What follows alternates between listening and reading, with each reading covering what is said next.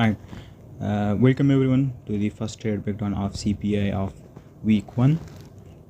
Now, my objective and my goal with this trade breakdown is to make sure that I explain my thought process behind taking these trades and what actually went behind generating this idea on the higher time frame, and how I actually executed the trade and how did I actually manage it. Right now, you may have watched tens of courses online, but those courses didn't help you and didn't made you reach profitability, because in those mentorships and those courses, what those guys do is they just teach you about theory and teach you technical knowledge without showing you how you can apply that knowledge and that theory in live markets, and how you can generate trade ideas through that knowledge. Right now, is going to be completely different right here in CPI, and I'm going to make sure that I give you enough and adequate amount of trade breakdowns and trade recaps and trade signals even, so that you could actually see how am I using this CRT knowledge and this turtle soup and time and price knowledge to farm trade ideas on my own.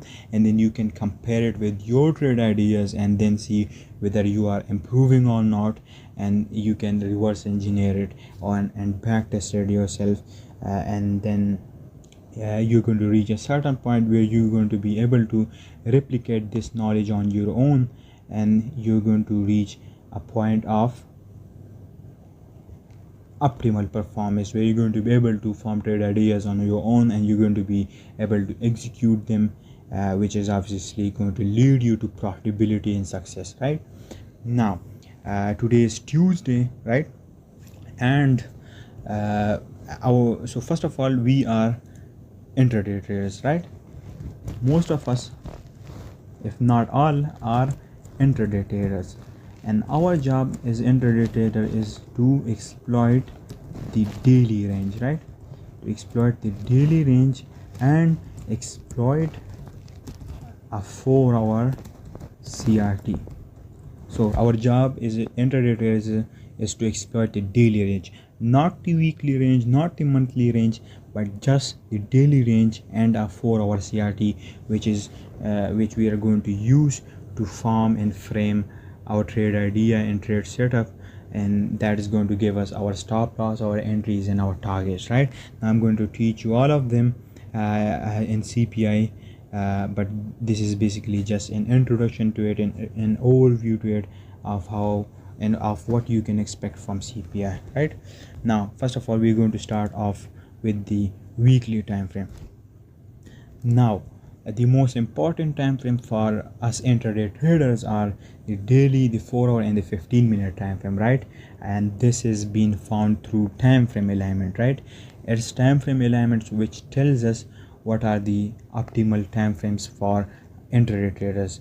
And for us, it's the daily, the 4-hour, and the 15-minute. The daily is going to be used to find drawn liquidity and a certain buys, and the 4-hour is going to be used to find a CRT, right, during the day, which we can use to frame our trade setup on the 15-minute, which is going to be our entry time frame, and then we're going to execute that setup on the 15-minute, and that is going to give us our stop loss, entries, and targets. Right now, on the weekly, right here you can see that we had this CRT right here.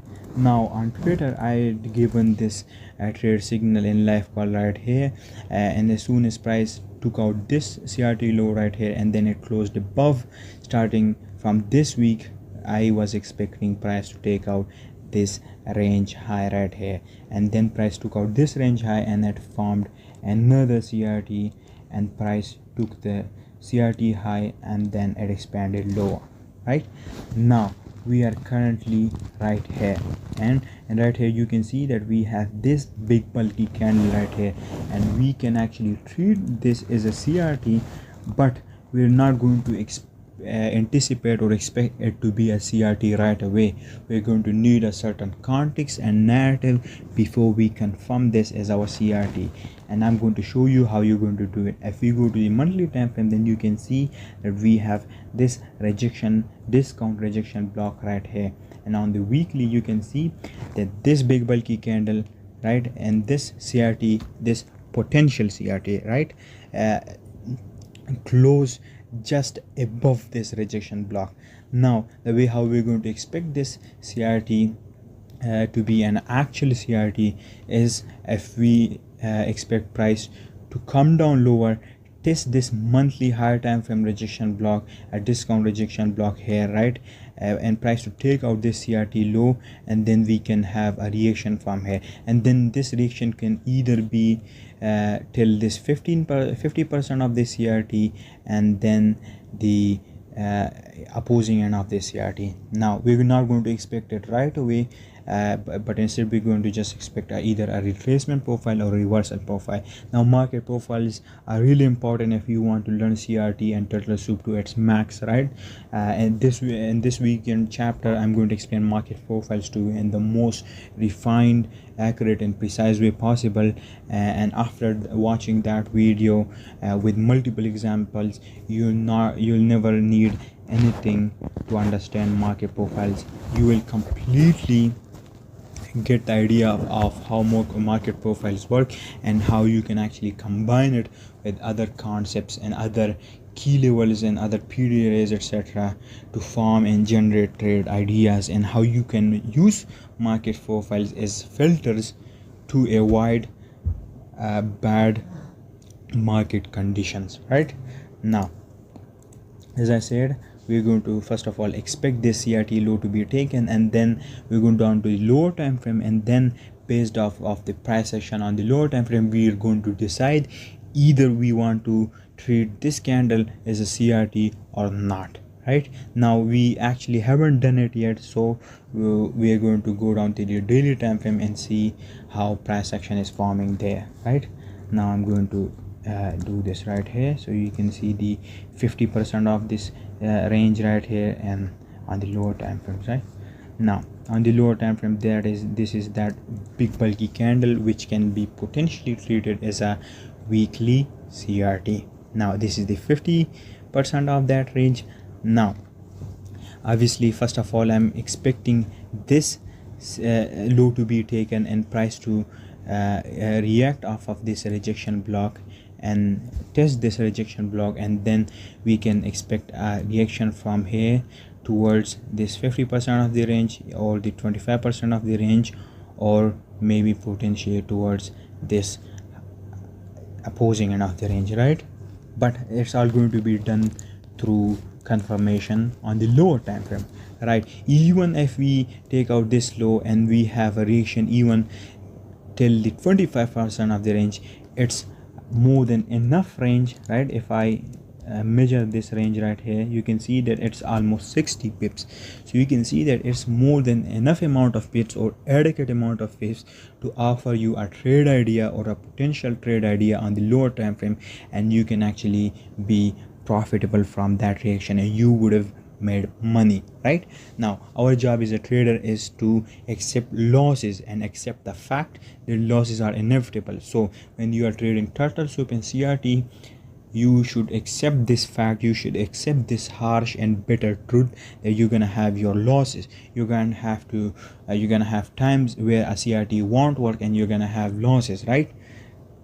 And there's going to be times where you're going to earn a lot of money, and then there's going to be a balance of both. There's going to be a balance of wins and losses, and you would want to have a higher risk to reward ratio. That way at the end of each month, you would make sure that you always end the month in green and be profitable and earn money, right? Now, so here now I've already explained what happened on the weekly. Now we're going to refine that on the daily time frame, right? I'm going to, okay, it can stay. Now you can see right here that we have this candle right here as well on the daily time frame, right? Right, and we have also this order block. Now as I'm expecting price to first of all take this low right here, this weekly low right here, so to frame that on the daily time frame, I was expecting this daily high to be taken, right? This Friday's daily high to be taken, and then price to react from here and then potentially come down lower, or either to test this rejection block and then potentially expands either from here or from here, right? That was my buys. So when candle opened right here, my buys for the day, for the session, was first of all price to take out this high. Right now, if we go down to the 4-hour time frame, on the 4-hour time frame, we're going to see that it was also in the form of this range high right here. Right, it was in the form of this range high right here, and you can see this is the 50% of that weekly candle with that weekly potential CRT. Right now, we all know that there are 6 4-hour candles in a daily candle, right? And our job as a trader is to select and find a CRT on the 4-hour, and then frame a trade idea off of that CRT on the 15-minute. Right now, if you know about TSQ or the sequence, then you would know that when we have a certain range, such as right here, right, let's say we have this range right here, and then we reverse from here, and this is, let's just say, our drawn liquidity.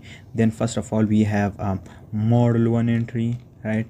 Then price reacts from here, and then it has a turtle soup here, and then before it takes out this high, what happens is that price stops right here and then retraces it, and then has another turtle soup before taking out this high. This is what we call a KOD. Now right here you can see that before we took out this daily candles high right here and this range high on the 4-hour, we stopped and came down lower before we actually took out this high, right?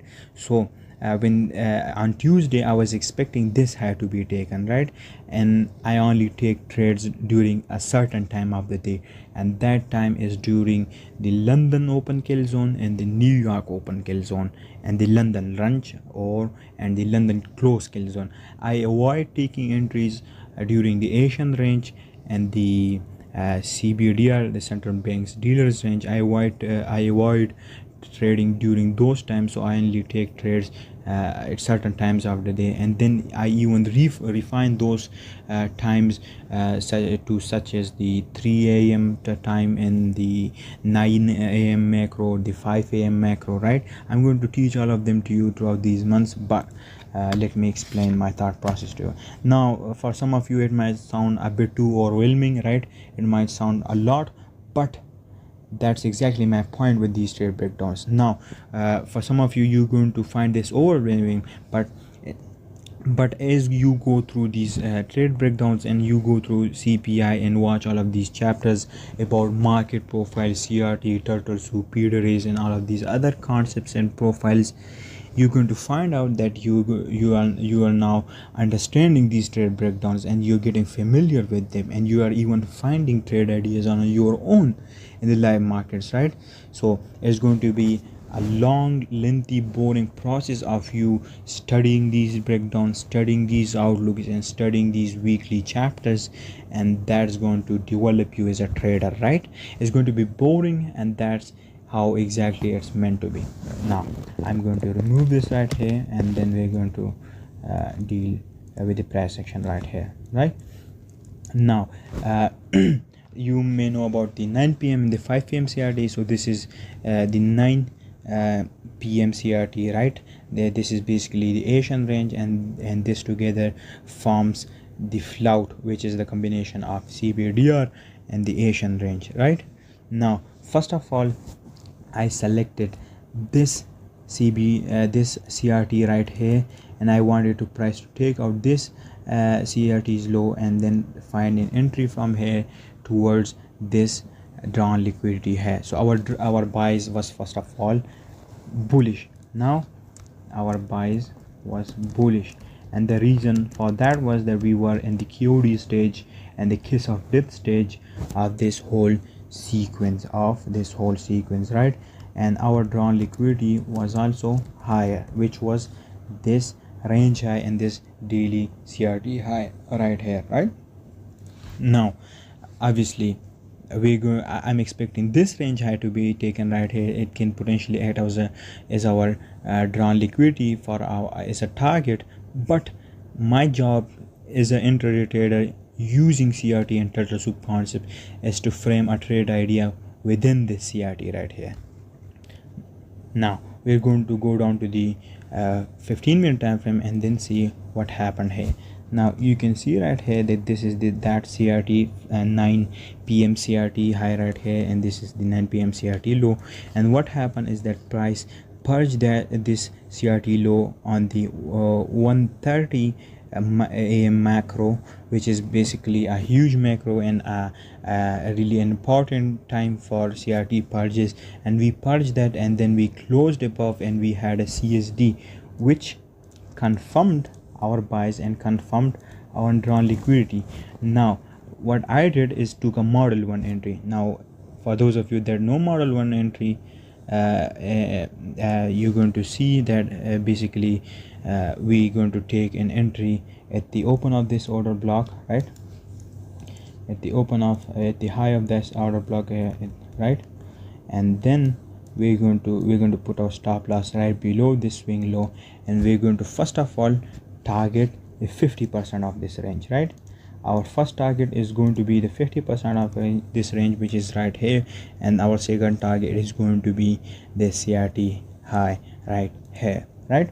Now so what happened right here is that I took some partials here at this 50% of the range, and then what I did is that put my stop loss at break even, and then I let my trade play out.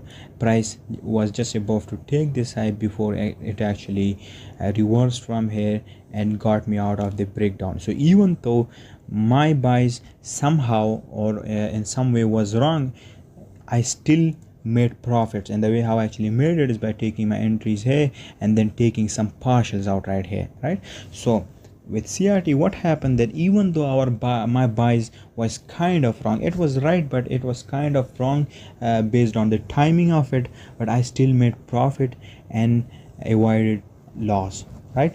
Now then what happened is that price reversed below again, and then we formed this 1 a.m. CRT. Now this was a perfect time for me to take another entry towards that drawn liquidity on the 15 minutes. So I was looking for price to purge this CRT low at the right time, which happened during the 7:30 a.m., which is a good macro for price to purge a CRT low, and it was also the start of the New York Open, right? So we purged the CRT low right here during the New York Open, and then what I was waiting for price to close above the candle that dug below the low. So this was the candle that dug below the low, and then what happened is price closed above this candle's high, and then we could have taken our model entry right here at the high of this order block, and our stop loss could have been right here below this low, and we would target first of all a 50% of range, which is somewhere right here, and then the opposing end of the range, right? So these were the two entries that I had taken on Tuesday. So first of all, my expectation was for price to take out this CRT low and then target this one. This trade did not fail. The drawn liquidity and the timing of it itself failed, but I still made profits here. And then we had I waited for another opportunity, right? Some people would be taking trades right here and they would have ended up in loss, but what I waited for is for price to form another CRT, which was this CRT. So I did not take an entry right away, but instead what I did is waited for price to purge this CRT low at the right time, which was the 7:30 a.m., right? And then I waited for a confirmation before I could actually take an entry, which was in the form of model 1 entry right here, and I waited for a CSD to happen, which occurred, and then I took my entry right here at the open of this order blocks high. My stop loss was right below this low, and my target was first of all the 50% of the CRT range and then the opposing end of the range. This is what we call model 1, right? So this was my trade breakdowns for Tuesday, right? I hope you've learned from it. Now For some of you it might sound too overwhelming, but don't worry. Throughout these months I'm going to explain every concept that I'm using in these trade breakdowns, and then throughout time you're gonna find yourself capable enough to understand these trade breakdowns, and you're going to find yourself finding trade ideas on your own, right? Okay, so this is my execution right here. So you can see, first of all, I took my entry right here at this order block right here, which was a moderate one entry, and I took some partial sale right here at the 50% of the range, and then I got out of the rest of the trade right here at break even, and then I waited for another opportunity and took my entry right here at this order block, and then rode it till this CRT high right here. And this is how, even though I was somehow wrong here with the timing, I still ended the trade with profits, and then took another trade right here, and these were two of my winning trades for the day, and ended the day into profits. It was around 4 or now. With this, even if I lose the next 3 trades, I'm still going to be in profits, right? So that's the magic of win rate and risk to reward ratio, and you should keep a balance of both.